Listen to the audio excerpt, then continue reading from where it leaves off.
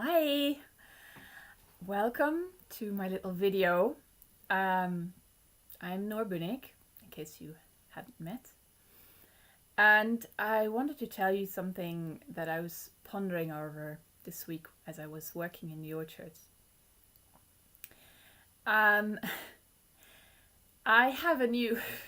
This is a funny place to start. I have a new bag to carry my stuff around in the orchard. So that holds my secateurs and a water bottle and occasionally sunglasses or headphones or whatever else tools I need. And I was thinking about that bag because I happened to find the exact bag that I had used up until last week online. So the bag I used to use was green, and I found one with the exact same model, which is very nice, with a good carry handle. And this time I saw that there were other options too than just green, and I picked a very pink, colourful one. And I was thinking and remembering how, why did I pick that somewhat boring, subdued green when there were such vibrant colours available? And then I remembered that at least 15, 16 years ago when I bought that bag, I would wear clothes that were a bit subdued and a bit held back, and I would never pick anything pink or anything that would stand out. And that was like, yeah, I remember now what happened to change that. And that might be a bit of a funny question to ask. What did change? And I realized it is a lot to do with the journey I went through to allow myself to be feminine. I felt as a child that, and I think it was very much the time and the area where I grew up in Amsterdam. I remember this in our class in secondary school. We did a test to see if we were more feminine or more masculine, and we were all quite proud to come out sort of androgynous, I think the word is in English, so kind of in the middle. And that was like, really, yeah, that's where we should be. We shouldn't be very male or very female.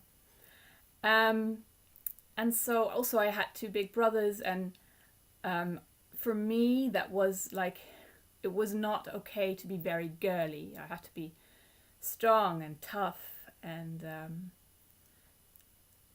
I've seen that in a lot of things that I do, that I want to appear very capable, and I felt that being feminine wasn't being very capable. You know, it made me think of girls going "ah" when they see something scary, and going to a man to ask for help for everything, which is not something I thought was a strong, empowered woman should be able to do. So from that followed, I also shouldn't be wearing all these pink frilly things or dresses or whatever. They're unpractical, and why would you want to do that? And with that in mind, I'd also like to tell you something about a sword. So I really always loved fairy tales and stories about knights and shining armor. And I always felt myself to be a knight, sure, a girl knight, but a knight, a female knight, in my shining armor with my sword. And I felt empowered that way. And I remember when I was 17, my class went to Prague for a class trip, and my mother said to me before I left, "Do you have enough money in your bank account to buy yourself a sword?" And I was like, what? But I did. I came back home with this big sword, not a sharp one obviously, but a sword anyway. And it really, having that really made me feel empowered and strong. And I imagined, like, when somebody was annoying or whatever, I just in my mind imagined I had that sword on my hip, and it made me feel strong. And I want to show you something. I don't usually do this kind of thing. walk around with the camera. I want to show you something, and that is here. This is my sword hanging on the wall. So, as I said, sword hanging on the wall. Now, the funny thing is the video cut out. I did the whole rest of it and I didn't realize. So, here we go. I hung this sword up on the wall and then felt it wasn't good enough like that. It was sending out a wrong message for people coming into my hallway because it's my front door there. So I wrote a text, and this is what it says. It says, "I've hung away my sword and allowed it to get rusty. Once I used to feel that I had need for a sword to make me feel powerful and protected. Since I have learned the value of an open heart and listening ears. These, like the sword's thrust, are generally returned in kind, opening the way to friendship over conflict. Friendship and cooperation over conflict. Sorry. Anyway, that is more or less a picture of the journey I've been going through. This realization that power comes in many ways. Power comes in many ways. And allowing this more feminine way of communicating into my life. Allowing myself to listen to the other and acknowledge who they are and where they're coming from. And rather than putting the other opposite me, simply bringing us together and listening and accepting the other for who they really are. And I think that is very much something we're all working on in this time. This beautiful, weird time of transformation, hopefully anyway, where the old ways of one against the other, black and white, good and bad, Labour Party against Tory Party, Republicans against Democrats, that is all coming to an end. There is this more holistic way coming our way, and I was just telling all about that, so now I'm going to do it differently. So I think I've heard from so many different sources that in our time we are transitioning to a different way of looking at the world, where we don't think in opposites anymore. We don't have this think in dualities. Instead we think holistically. We learn to look at the world in a holistic way, valuing each other, acknowledging each other. And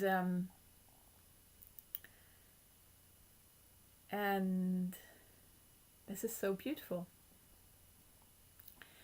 So how do we do this again?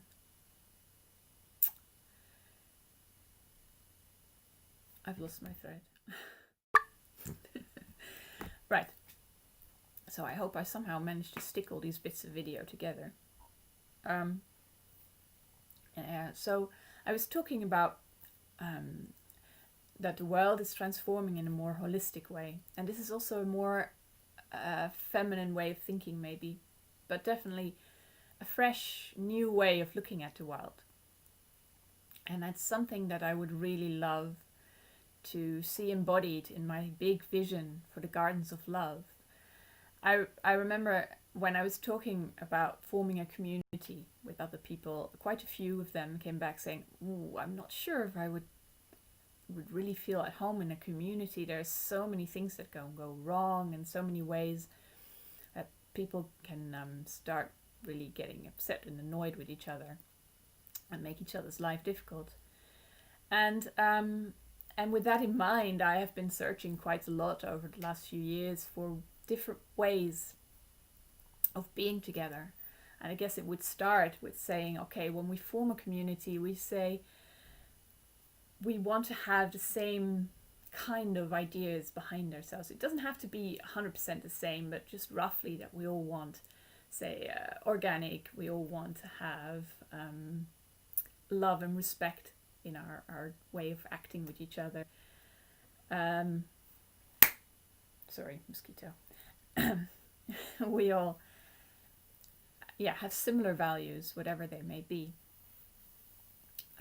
which makes it easy to talk to each other. And also that we all are working on our mindset in our own way. Never would want to force anyone to do it the same way as I do or the same way as someone else does. But still, the fact that you're all working on it would really help to have this awareness of how important it is, how we think about things, how we look at things. And also that we all have our own story, which influences the way we react to another. So that we can say, when somebody says something and it makes us feel uncomfortable, like we're being criticized, for instance, that we can think, but hang on, this is my story. And that's not their story. They might have no intention at all, might not even have realized that it's feeling like that for us. And once we've realized that, we can let it go and just really, really listen to what the other person is saying, which I think is a very important skill that we all have to practice, to keep our own stories out of the picture when we're listening to someone, and simply really hear what they are saying and understand that from where they're standing, that is true. And that just because we might have a different way of seeing things, that doesn't mean that their way is invalid. And that's something I really think is very important in any community, in any friendship, in any working together as people, coming together as people. And I've learned in this flow of learning about communication and holistic thinking. I learned about sociocracy and holacracy as ways of making decisions together, where you come together as a group and you have an idea of what you want to do, and then we ask each other, okay, is there something in this idea that makes you think that that's not going to be workable for you or for whatever reason? And please come forward. Because then when this person comes forward, we're not like, oh, why are you blocking the plan? Instead, we're really happy because this person brings in a point that we hadn't seen yet. A point of view that says, but have you actually thought about the problems that this and this and this brings with it? Because I think that this is, going to be a big obstacle to our success. And then we can say, okay, so can we come up with ways to make this work for everyone?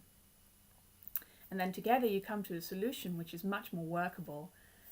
And so there doesn't have to be one person who says, this is what we're going to do. Instead, you come together and figure out the way forward. And that might take some practice, and it might not go very fast at first, but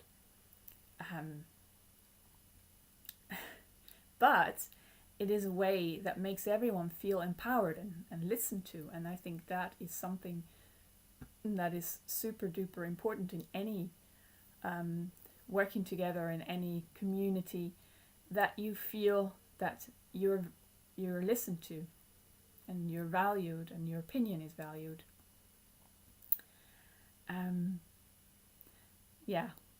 And then in addition to that, as I was thinking in the orchard, I thought, but that's also kind of because we are in a transition period, because we are still learning all these things, it also makes so much sense to do the gardens as I had envisioned. So when a lot of people come together saying we want to be a community, they also want to have a shared space to do things in a shared garden.